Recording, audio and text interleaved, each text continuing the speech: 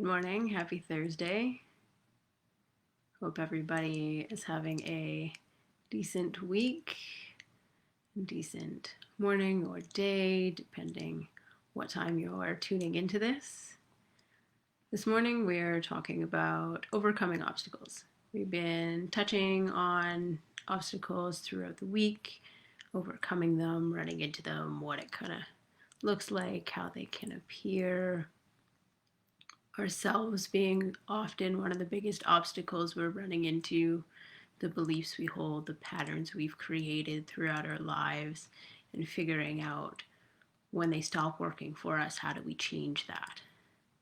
So, I wanted to touch base today on simple steps to overcoming obstacles. And I say simple, I don't mean easy. They are not the same, and overcoming obstacles is definitely not an easy process most of the time. Occasionally we get lucky and it's like, oh, that's an issue. And as soon as we see it, we make it go away, because that's the first step that I wanted to touch base on, is acknowledging it.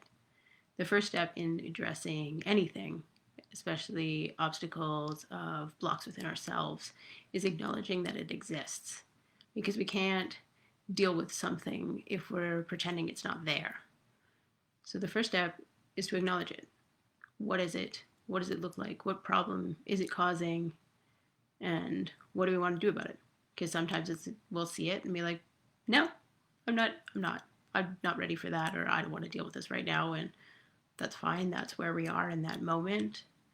But if it's something that's blocking us from getting where we want to go or moving towards a goal, then we have to take the next step and start addressing it. So the second step is picking the right tool for the problem. This can sometimes be a process of trial and error, as if it's something that's new, or at least seems totally new to us, we don't necessarily know what the right tool is. But it's picking one to start with and trying it.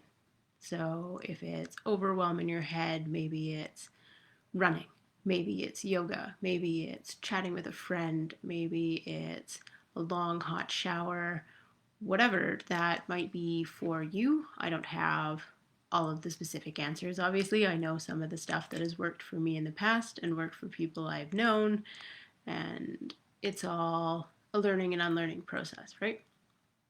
Which brings us to our third step, which is leaning on your village. So, leaning on your community, looking to others for support, to friends, to family, to coaches, to teachers, to whoever that might be for you, that can potentially offer you some different insight or some different tools to try, knowing that we don't have to do everything alone.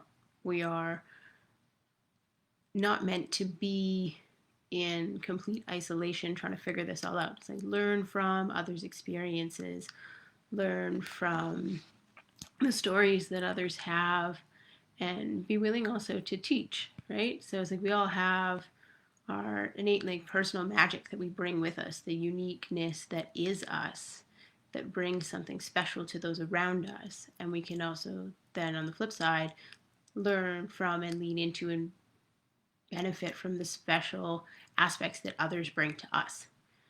So, yeah, that's just my few thoughts kind of this morning with obstacles and ways of overcoming them. And it's just this ongoing process, and knowing that it's not going to be perfect. Some days it's going to be super messy, and that's okay. It's life. It's not Hollywood. It's not the perfect, like, Disney happily ever after, where they don't tell us how that happens. It just does. And life doesn't work like that. It's work. It's a learning and unlearning process that's ongoing. And I hope that you can just enjoy the journey and have some fun along the way.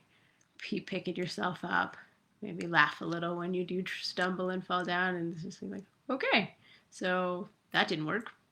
What's next? And just keep going, one foot in front of the other, and we'll see where the journey takes us. I hope you have a beautiful day, and we'll chat soon.